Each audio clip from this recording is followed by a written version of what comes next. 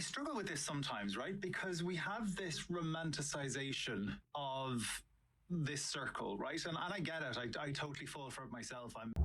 Hello. Hopefully the audio is okay. I'm in my car. I'm about to go in to see Casper at the movies. I've actually never seen it. We'll see how that goes. We're gonna be quick because it's past 7 and it's still like 80 degrees. I'm really warm. But Frankenstein, Mary Shelley, so far I've read the introduction by her for the 1831 edition, I guess, and then the preface by Percy Shelley,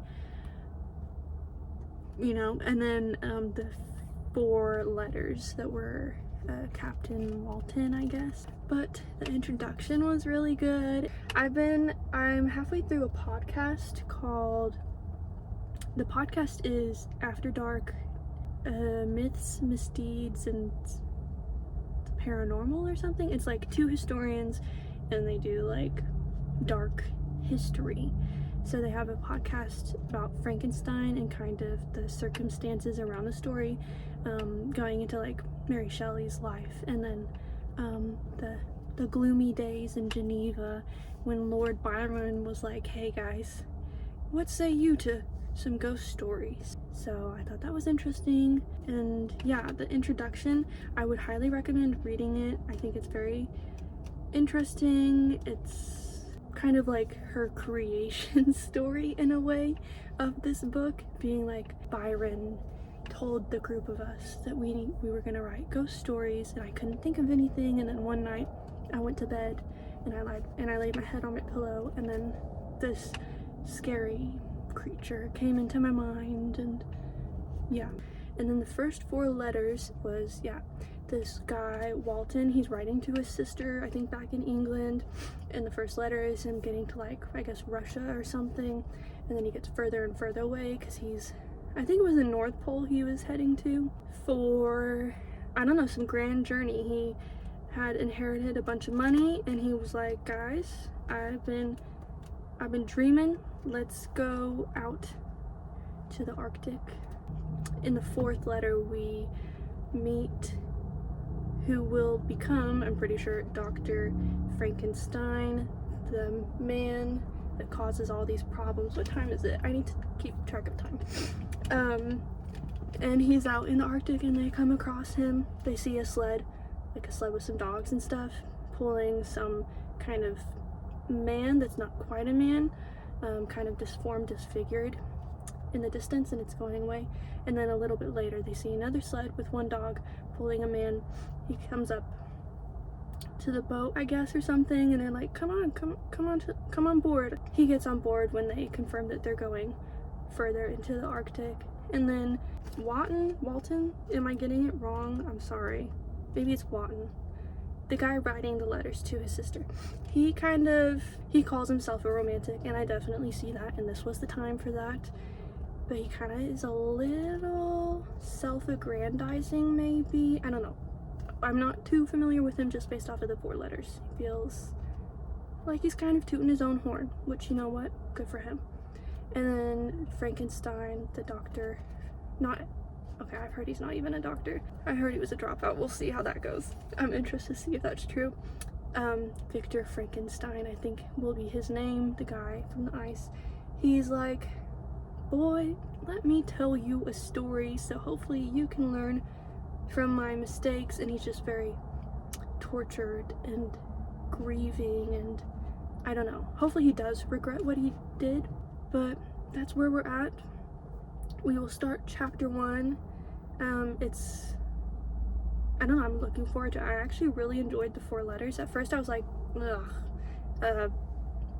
what is it, epistolary novels and stuff. I was like, some of these are kind of not for me, but I had a good time. So I read up until the first chapter, and we will get to that. But for now, I have to go see Casper the Friendly Ghost. Is he friendly? Is he a ghost? This has, I think it has like Christina Ricci. Isn't that her name? I've never seen it. So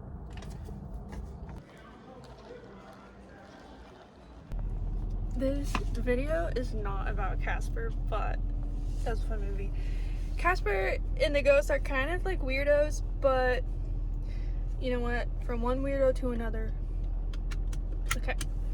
Super cute, super of its time. Actually hilarious. I'm gonna rate it on Letterboxd now. Also, there were references to Frankenstein. I'm gonna get all of those soon. You're propped up on my Halloween Snoopy. I forgot earlier. Cats are trying to kill each other. I forgot earlier I was gonna read a couple things that I had highlighted. Okay, this is from the introduction that Mary Shelley wrote. In the summer of 1816, we visited Switzerland and became the neighbors of Lord Byron. But it proved a wet, ungenial summer, and the incessant rain often confined us for days to the house. Some volumes of ghost stories fell into our hands. And that was around the time, I think, there was like a big volcanic eruption in Indonesia, the West Indies at the time, and I guess it really messed with the atmosphere. I don't know, it was just like really rainy and gloomy. We will each write a ghost story, said Lord Byron, and his proposition was acceded to. There were 4 of us. So it was Lord Byron, his, I was gonna say apothecary, that's not right. His doctor's not the word either. Oh my gosh. Polidori, what is he? Oh my gosh. His physician, who actually ended up writing, I think it's a short story. It's actually included in here, so I'm gonna read it later. It's called like The Vampire, I think, and it's like one of the earliest vampire stories that I know of. It was before, is it Camilla, and before Dracula. So when I placed my head on my pillow, I did not sleep, nor could I be said to think. I saw the pale student of unhallowed arts kneeling beside the thing he had put together. Frightful must it be, for supremely frightful would be the effect of any human endeavor to mock the stupendous mechanism of the creator of the world. He sleeps, but he is awakened. He opens his eyes. Behold, the horrid thing stands at his bedside, opening his curtains and looking on him with yellow, watery, but speculative eyes. I opened mine in terror. Okay, so this is, I'm pretty sure it's Frankenstein. He's gotten on a ship. They found him in the ice. Sorry if you can hear my cat. He's having a nice evening. So this is Frankenstein talking to Walton, because he's been very showing just how ambitious he is. You seek for knowledge and wisdom, as I once did, and I ardently hope that the gratification of your wishes may not be a serpent to sting you as mine has been. Strange and harrowing must be his story, frightful the storm which embraced the gallant vessel on its course and wrecked it. Thus, chapter 1. Wow, you can really see that, can't you? Okay. Those are my quotes. I'll get back to you soon. Actually, really get into the book now. Not tonight, though. It's bedtime.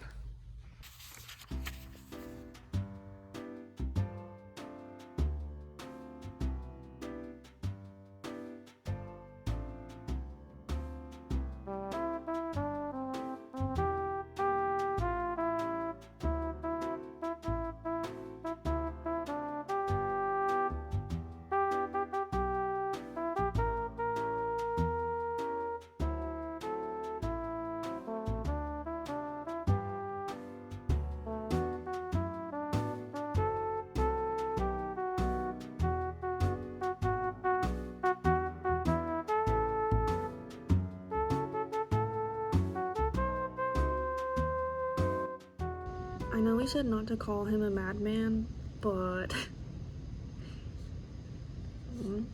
some things just don't need to be done, you know? Question: was Victor Frankenstein a body snatcher? I just listened to a podcast about that, about kind of like the history of body snatching, specifically in like 18th, 19th century. Was he a body snatcher, or was he employing body snatchers, which was kind of a thing that medical schools and such did? Though actually, this might be a bit later. I don't know when it came into law. history lesson. So for a while, the only people that could be dissected by like medical schools and all of that were, I think, murderers, like criminals that had been hanged. And I think murder was the one, because once you're dissected, it was in their thought, this is like a religious thing. Once you're dissected, you won't be able to go to heaven. You're not whole. You have been tampered with, I guess. There's more to it than that. I do know at some point they changed the laws where it was bodies were more easily accessible. It went from just like murderers that had been hanged to unidentified, unclaimed bodies as well, because there were a lot of those too. So paupers and such. Though I don't know when that happened, and I don't know, I'm assuming the story takes place when it was written. So I don't know where we're at. And also, I'm thinking more so England. I don't know about France and Switzerland and wherever this is taking place. So, just a thought. Was he a body snatcher? Did he employ body snatchers? Because he talks about spent some months unsuccessfully collecting and arranging my materials. Food for thought. There's your little history for the day. If anyone can tell me, I think what I learned was mostly pertaining to England, and also I'm just not sure of the timing of that, so could be an interesting thing going on there. Was he a body snatcher? Was he digging up people? Also, we did get our first description of the creature. He resolved to make him a being of gigantic stature because the smaller parts of a regular human were too much of a hindrance to his speed. So he says about 8 feet in height and proportionally large. Also, do you guys like my mug? I just wanted to share that. Salem, I've been there a couple times. Super cute city. Super cute mug. I think I got this at one of the museums there. Having hot chocolate because guess what? It's in the 70s today. Brr, it's cold out. So, I'm gonna keep going. I am enjoying this. And now I'm just thinking of him as a body snatcher. So, was the monster made out of criminals and or unclaimed bodies? Here we are. Let me know what you think.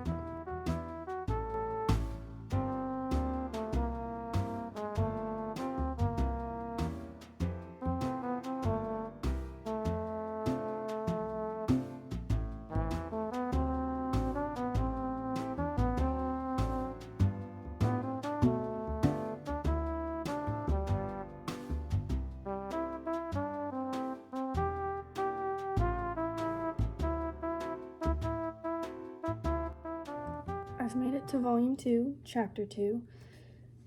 There have been 2 deaths, right? 2 deaths? 2 current in the book, actively part of the story deaths. His little brother, who was murdered, and then Justine, who was kind of like a family friend, kind of taken in by the Frankenstein family. She was falsely accused of William's murder, his little brother. I think that was his name, William. And Frankenstein is now back in, where are we? Geneva, Switzerland. He's gone back to the family home because his little brother died and he wasn't really super active at school anymore. He had, made the creature and that kind of destroyed him for a while. He got really sick and blah, blah, blah, blah, blah. Stuff happened. He's out of school now. He's back home. A couple people have died that are important to him. And then the other people that are important to him that are alive are grieving and suffering because of this. And he's also grieving and suffering for obvious reasons, but also because he takes responsibility, kind of.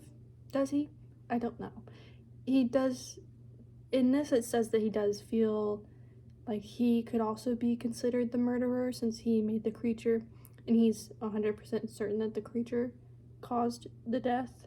But right now he's gone on a little journey into, I looked it up because the imagery is just wonderful. Her writing of nature is absolutely beautiful, and you kind of feel like you're there with him. So I think this is like the French Alps. And he's gone on this journey because it's been a couple months since those deaths, and he's just really struggling, and says, "These sublime and magnificent scenes afforded me the greatest consolation that I was capable of receiving. They elevated me from all littleness of feeling, and although they did not remove my grief, they subdued and tranquilized it." If you haven't, I highly recommend looking up these locations, these mountains, and the glacier that he's describing and stuff. It's making me wonder if she actually saw any of this with her eyes. Did Mary Shelley go up to like the French Alps? Like, this is I'm not gonna be good at saying this. Montenvert and Mont Blanc. I don't know. And there's like a river or something. I don't know where I was going with that. I was just wanted to say the imagery and descriptions of nature are very beautiful and impactful. So I think he's kind of mostly at the summit of this little journey he's gone on, and he goes across this big field of ice, almost a league in width. He goes across that, and he's like sitting there and pondering, I suppose, and behold, the creature is there. So this is the first time. First of all, this is 2 years after the creature's creation. In that 2 years, Frankenstein was like really ill and physically and mentally unwell because of him making that creation and just everything going on. So it's been 2 years since the creature was made, and it wasn't really mentioned. I so far don't know what it's done in the last 2 years, but we do know it can talk, and it speaks pretty well so far. But this is the first time we're seeing it, and it's described with like superhuman speed, and it speaks and obviously has very deep and great emotions. I mean, I've literally read one paragraph of the creature talking, and I was like, I have to talk about this because it's like I was kind of excited. Like, I didn't know, I got excited for the creature to talk. So like, Frankenstein, we already knew he wasn't well. He's really not well, and he feels very vengeful and wrathful even. Look, a naked man, sorry. "I expected this reception," said the demon, referred to as the demon. "All men hate the wretched. How then must I be hated, who am miserable beyond all living things? Yet you, my creator, detest and spurn me, thy creature, to whom thou art bound by ties only dissoluble by the annihilation of one of us. You propose to kill me. How dare you sport thus with life? Do your duty towards me, and I will do mine towards you and the rest of mankind. If you will comply with my conditions, I will leave them and you at peace. But if you refuse, I will glut the maw of death, until it be satiated with the blood of your remaining friends." I shouldn't be encouraging that, but like, that was, you know what? He speaks better after 2 years of existence than I do after 23. Also, this, Victor Frankenstein says, "You reproach me with your creation. Come on then, that I may extinguish the spark which I so negligently bestowed." I'm sorry. This is like, ooh, like I feel like there needs to be like a crowd of people going like, "Ooh, burn. You need some ice for that burn." Like, this is crazy. Okay, Mary Shelley, I see what's happening here. I see why this book is still what it is. And I am excited. This is so much fun. And this is how far I am. I still have over 100 pages left. I'm just so excited that we're really getting to the creature now. I mean, I didn't hate anything so far. Some parts were a bit slower, but honestly, as soon as you start to feel that it's slow, it picks up and it grabs your attention and something starts happening. So I've just really, I'm having fun, and I'm barely even in it, honestly.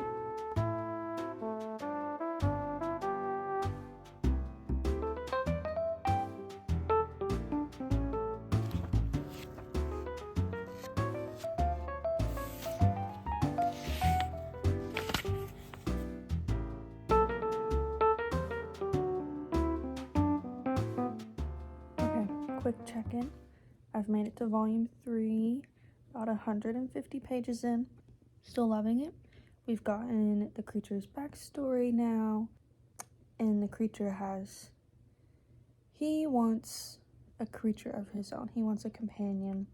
He promises Frankenstein that if Frankenstein creates a companion for the creature, he will leave him and humanity alone, and they will go off and live happily ever after, pretty much. So Frankenstein finally agrees to that. So now we're back somewhere. I don't know if he's in Geneva or if he went back to where he created the creature, and he's iffy on making another one. So that's where we're at. I will say, loving this book. I think it's really great. But some of it's repetitive. Like, there was one page, I'll show it on the screen. There was one page, it was like the same sentence on both pages right next to each other. It's doing a lot of that, like, a lot of, I owe him a certain happiness as his creator, or a lot of the creature, a lot of being like, I am miserable, I'm wretched, no one will sympathize and like me, and it's very repetitive. I understand what it's going for, though, so I'm not like super complaining, but like maybe we could have messed with that. But also, like, girl, it's too late. This was written 200 years ago. Shut up. Okay, that's all I wanted to say. I just want to say it was repetitive and let you know where we're at. I still really like it, though. What does he mean by this? I felt as if I had committed some great crime, the consciousness of which haunted me. I was guiltless.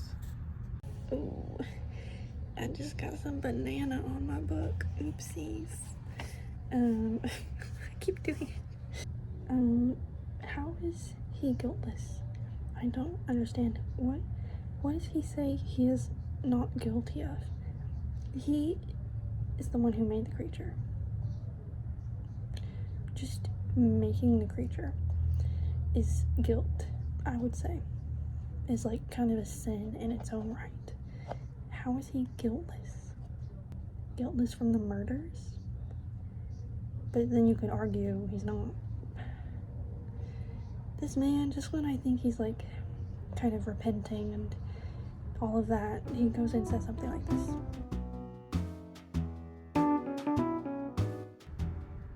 I know some people are anti beating up your books, but this is like really satisfying. Look at that. Wow. Beating up your books, I'm sorry. What's happening?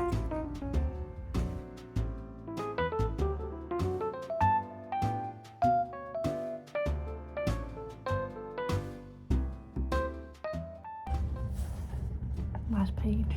Let's do it.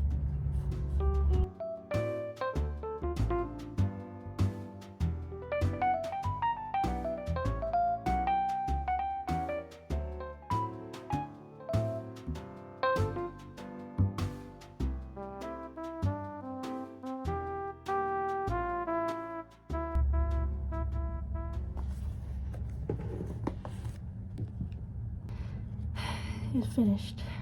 I need time to think about this. I will talk to you. I also need to finish annotating. Yeah, I've got to think on this.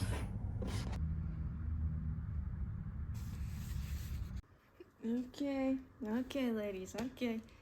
So, it's not a big deal. It's not a big deal. I know. Guys, calm down. I know. I did it, as you saw. If you're still here, you know that. You've been along for the ride. It's been a lovely ride, honestly. Much more pleasant than Frankenstein's journeys. You know, I didn't go insane or get really ill multiple times. So, I did give it 4.5 stars, which is really good. It's not quite 5 stars just because, honestly, I mentioned it before. It's a really good book, but it was repetitive.